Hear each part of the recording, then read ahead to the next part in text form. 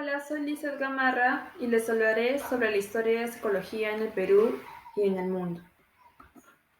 Comenzaremos realizando un breve recorrido por la historia de la psicología peruana, donde podemos iniciar por recordar la creación de las primeras cátedras de psicología propuestas desde 1808, impulsadas por las gestiones de Hipólito Unanue Pavón, destacado médico criollo peruano del siglo XVIII.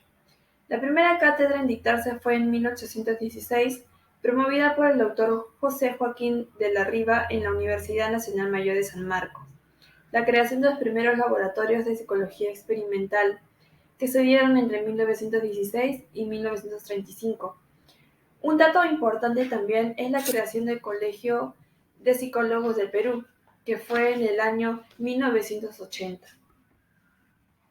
Logros de la psicología peruana, que logra establecerse como una profesión, desarrollo como ciencia, alcanzar un grado de especialización, contribuir con la solución de algunos problemas sociales. Aportes de la psicología peruana. Logran una aplicación de pruebas psicológicas, introducción de saberes psicológicos, docencia universitaria con reconocidos profesionales como fueron Herminio Valdizábal, Honorio Delgado y Carlos Alberto Seguí. Con respecto a los aportes de la educación, tenemos también, en los años 50 se crean los primeros departamentos psicopedagógicos en las escuelas, lo que implicó la creación del Instituto Nacional de Investigación y Desarrollo de la Educación con investigaciones ligadas a la educación. El panorama de la psicología peruana. Tenemos líneas de investigación, que son psicometría con aplicaciones de pruebas, psicología social, psicología evolutiva, psicología organizacional, psicología clínica. Con respecto a las corrientes psicológicas, tenemos también la aplicación de la psicología espiritualista, psicoanálisis, psicología gestal, psicología marxista, conductismo, psicología humanista. Y con respecto a las sociedades de psicología, tenemos la Sociedad Peruana Análisis de Conductual, Academia Nacional de Psicología, Sociedad Peruana de Resiliencia. Además, ¿cómo es la psicología peruana actual? Es una disciplina institucionalizada y legalmente constituida que presenta una orientación aplicada y un enfoque cognitivo-conductual, pero se desarrolla de forma centralizada en la capital. En el plano científico, se presentan escasas propuestas originales y son pocos los psicólogos que mantienen un trabajo de investigación sistemático dentro de determinadas áreas de la psicología, con dedicación exclusiva. ¿Qué podemos hacer al respecto? Al respecto, el doctor Walter Arias nos propone esforzarnos en ser profesionales competentes, siempre actualizados y con una sólida formación científica y humanística. Historia de la psicología en el mundo. Un breve repaso a cómo se ha pasado de la ciencia del alma a la del comportamiento y la mente. Para hablar de la historia de la psicología es necesario remontarse a los filósofos clásicos. No obstante, la disciplina que hoy conocemos no se desarrolló como tal hasta que se popularizaron las obras de autores como Emil Kraepelin, Wilhelm Wundt, Iván Pavlov o Sigmund Freud en los siglos XIX y XX. 19 y 20. En la Edad Antigua, inicio de la historia de la psicología. El término psicología proviene de las palabras griegas phise y logos, pudiendo traducirse como estudio del alma. Entre el siglo V y el siglo IV a.C., filósofos como Sócrates y Platón realizaron aportaciones que serían claves para el desarrollo de la psicología, además del de la filosofía.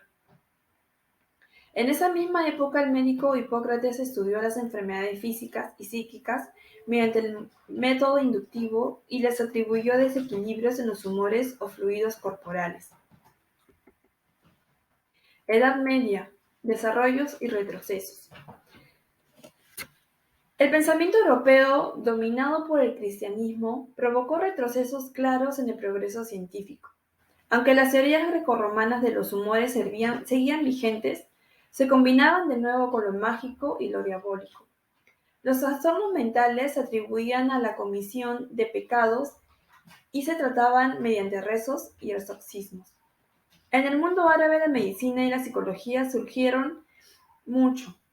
También se describieron enfermedades de la mente, como la depresión, la ansiedad, se aplicaron tratamientos humanitarios a quienes la sufrieron y se empezó a estudiar los procesos psicológicos básicos. Desarrollos relevantes también en la psicología asiática.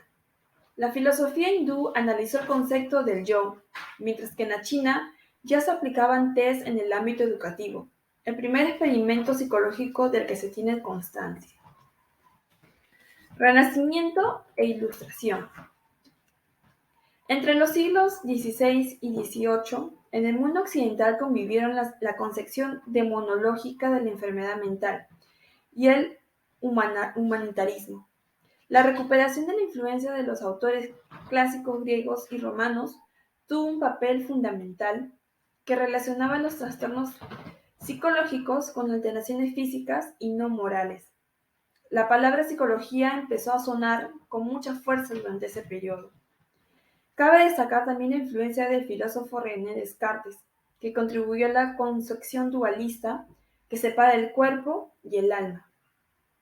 Asimismo, el médico Thomas Wills atribuyó los trastornos mentales a alteraciones en el sistema nervioso. A finales del siglo XVIII también fueron muy influyentes Franz Joseph Gall y Franz Mesmer. Pinel promovió el tratamiento moral de los enfermos mentales y las clasificaciones diagnósticas, mientras que Esquirol fomentó el uso de las estadísticas para analizar la eficacia de las intervenciones psicológicas. En el siglo XIX nace la psicología científica. Destacamos las aportaciones de la fisicología de Gustav Fischer y las de Pierre Broca y Karl Weick en el campo de la neuropsicología. También fue muy importante la influencia de la teoría de la evolución de Charles Darwin. En 1879 Wundt fundó el primer laboratorio de psicología experimental, donde se combinarían los conocimientos de distintas ramas de la ciencia. Entre los antecedentes de la psicología actual, también es necesario mencionar el funcionalismo y el estructuralismo, dos escuelas muy influyentes durante los últimos años del siglo XIX. La primera etapa también del siglo XX, mientras que el funcionalismo de Wilhelm James estudiaba las funciones mentales, el estructuralismo de Tishner se concentraba en sus contenidos como las sensaciones o los pensamientos. En Rusia apareció la reflexología de la mano de Pavlov y Vladimir Bekhterev. Con estas aportaciones se establecieron las bases del psicoanálisis y conductismo, las dos orientaciones que dominarían la psicología de la primera mitad del siglo XX. El desarrollo en el siglo XX. Durante el siglo XX se establecieron las corrientes teóricas principales de la psicología actual. Sigmund Freud, discípulo de Charcot y Weber, creó el psicoanálisis y popularizó la terapia verbal, mientras que autores como John Watson y Skinner desarrollaron terapias conductistas centradas en el comportamiento observable. La investigación científica promovida por el conductismo acabaría llevando a la aparición de psicología cognitiva, que recuperó el estudio de los procesos mentales tanto que se popularizó a partir de los años 60. La orientación teórica relevante es la psicología humanista, representada por Carl Rogers y Maslow. El humanismo surgió como una reacción al predominio del psicoanálisis y el conductismo, y defendió la concepción de las personas como seres libres, únicos, tendentes a la autorrealización y con derechos a la dignidad. Asimismo, los conocimientos entre biología, medicina y farmacología aumentaron enormemente durante el siglo XX. En las últimas décadas, el desarrollo de la ciencia del comportamiento y de los procesos mentales ha estado marcado por el desarrollo de las neurociencias y el diálogo constante con las ciencias cognitivas en general y con la economía conductual. Esto ha hecho que actualmente prime una concepción de la psicología en la que las neurociencias y la psicología cognitivista, con muchas aportaciones de conductismo, intercambian entre ellas herramientas y conocimientos tanto en investigación como intervenciones. Esto hace que tanto el cognitivismo como el psicoanálisis y todas las perspectivas pertenecientes a la psicología humanista sean duramente criticadas por trabajar a partir de conceptos muy abstractos y poco definidos bajo los cuales pueden colocarse significados muy diversos y poco relacionados entre sí.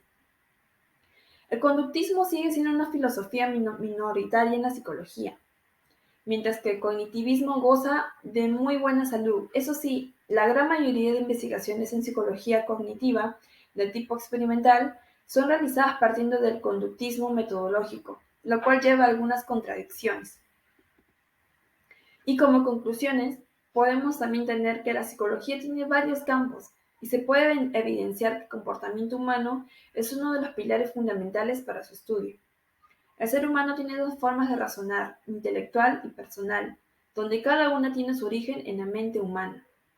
También llegar a tener un aprendizaje de cada escuela, conocer sus intereses, ideologías desde sus principios y argumentos. Para eso nos sirve también mucho el haber aprendido sobre la historia de la psicología. Muchas gracias.